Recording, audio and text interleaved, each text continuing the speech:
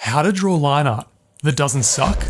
The most frustrating thing as an artist is having done a rough sketch that you're really happy with, and then the time comes to do the final clean line art, and it looks absolutely nowhere near as good as the original sketch. The sketch looks great, so why does the line art look so stiff and gross? Why? Why? Well, I'm going to be showing you the reasons why in this tutorial. I'm going to be beating some drawing skills into you so that you never have this problem ever again. Let's start off with something that comes even before any drawing is done, and that is your canvas size. You want your canvas size to be nice and big.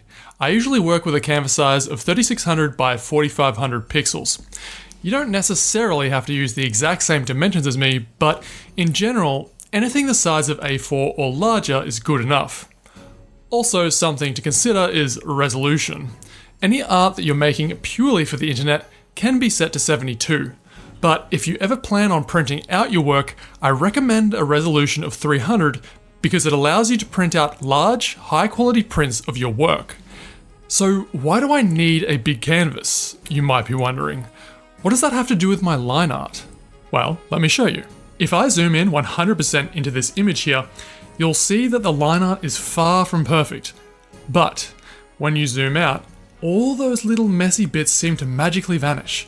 You don't have to have perfect line art because when you view it from a distance, which is how everyone will be viewing it, all those little quote-unquote mistakes either can't be seen or are barely noticeable. Which brings me to my next point. Good line art doesn't have to be perfectly smooth and flawless. Now, if that's the style you're going for, that's fine. But if your line art is a little bit shaky at times, don't worry about it. Honestly, I think there's a certain charm to a bit of messiness in line art. It gives it much more of a hand-drawn feel. If I had have used a completely opaque brush and turned on stroke stabilizer to get super smooth lines, it would have lost what the original sketch had. That extra time spent getting every line perfect could be spent instead on colouring or starting another drawing. And also, once you colour in your drawing, the roughness of the line art becomes even less noticeable anyway. Line confidence. The quality and overall style of your line work will be determined by a couple of factors. Let's start off with the first factor, and that is line confidence.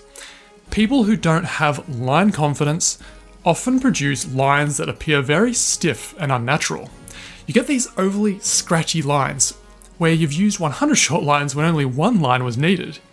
Not only does it hurt the quality of your line art, it hurts your wrists because it requires a lot more physical effort. So how do you improve your line confidence? For starters, you want to draw from your shoulder as opposed to drawing from your wrist. Drawing from your shoulder, you incorporate your whole arm into one nice big movement.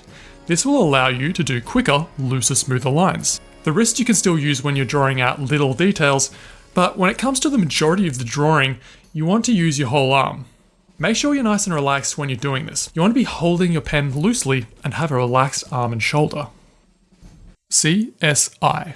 The next thing we can do to improve our line confidence is CSI.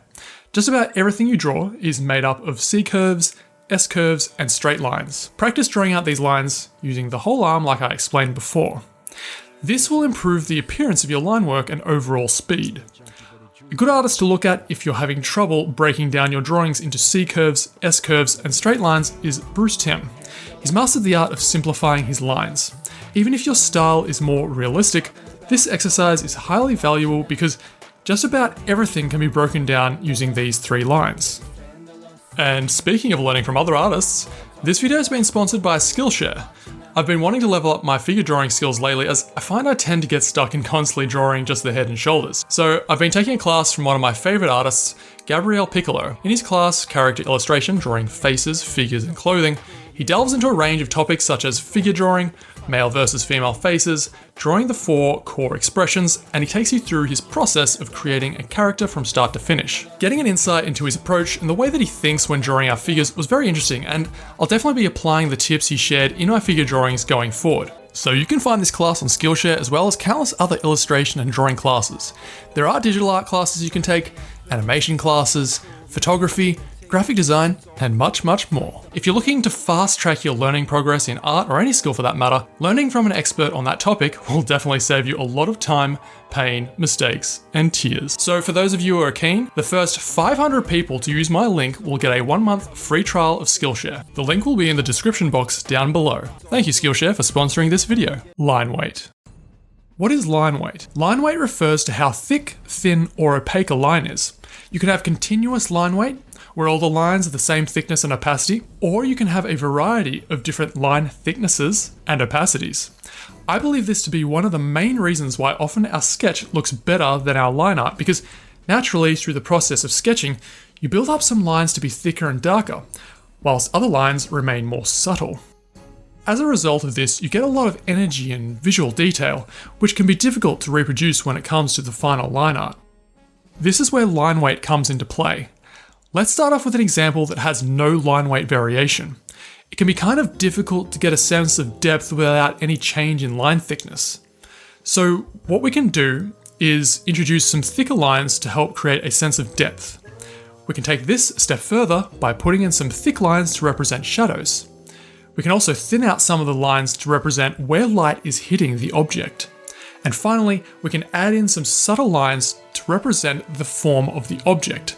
You combine all these together and you've got yourself a much more dynamic image than the first example. Some areas that I like to use heavier line weight are under the chin, under hair strands, the overall outline of the drawing, etc. And then I use the thinner, more subtle lines to indicate more subtle details like on the face. Notice how I didn't just go in and draw a heavy line all the way across the bottom lip. Instead, I had a relatively thick line under the lip and then thinner lines reaching up to the corners of the mouth. It makes the features seem more smooth and gentle. The same thing with her clavicles. I didn't use thick lines because it would have looked overly harsh.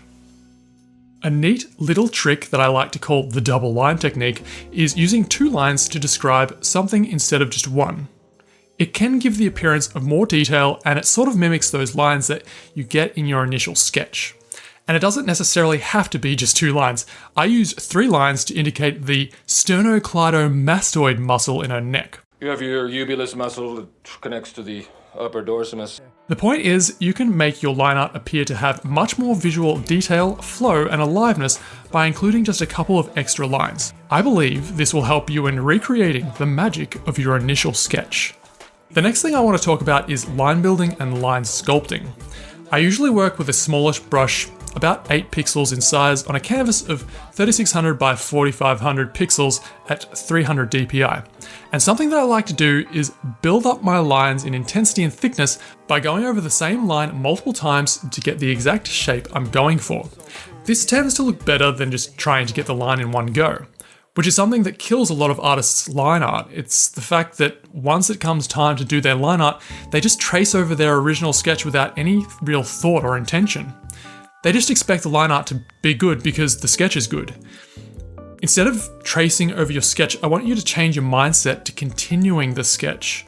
Meaning, when you do your line art, view it as an extension of the sketching process. Keep things loose. Sure, you're looking to be a bit more precise with your lines, but don't get stuck in perfectionism. Just gradually build it up the same way you did with your sketch. Another thing you can do is line sculpting, by using the eraser to clean up some of your lines or to sculpt out a more desirable shape. I find this gives you a lot of control over your line work, so don't be afraid to make corrections with the eraser when needed. If your sketch isn't overly messy, you can actually save yourself the trouble of having to do a whole new line art. You can just sculpt out the lines a bit and erase the messier parts of the sketch and call it done. Line color. Line color is pretty straightforward. If you want your line art to blend in with your coloring a bit more, you can lock the layer transparency of the line art layer. Set the layer mode to multiply. Pick a suitable color. For example, I usually use a dark reddish color for lines on the skin, and this can make the line art a little bit more harmonious with the coloring underneath. So just a quick recap. Have a decent canvas size. Anything A4 sized or larger will work. Get over perfectionism. Believe it or not, good line art doesn't have to be ultra clean and perfect. Your art is going to be viewed from a distance, so you're not really going to notice if some of the lines are a tiny bit shaky or messy. Improve your line confidence by drawing from the shoulder instead of primarily from the wrist, and remember CSI. Practice breaking down drawings using only C-curves, S-curves, and straight lines. It will greatly improve your drawing skills. Use a variety of different line weights to convey things like depth, overlap, shadow, light, and subtle details. Use line building and line sculpting to get your desired line shapes, gradually building up your lines with multiple brush strokes and erasing areas when needed. And finally, you can color your lines to help them blend in more with the colors underneath them. Apply all or even just some of these tips and you'll notice a massive improvement in your line art. Now, if you're curious about the brushes I use, you should check out my previous video called The Only Brushes You Need as a Digital Artist. Alright, I gotta wrap this video up. Bye!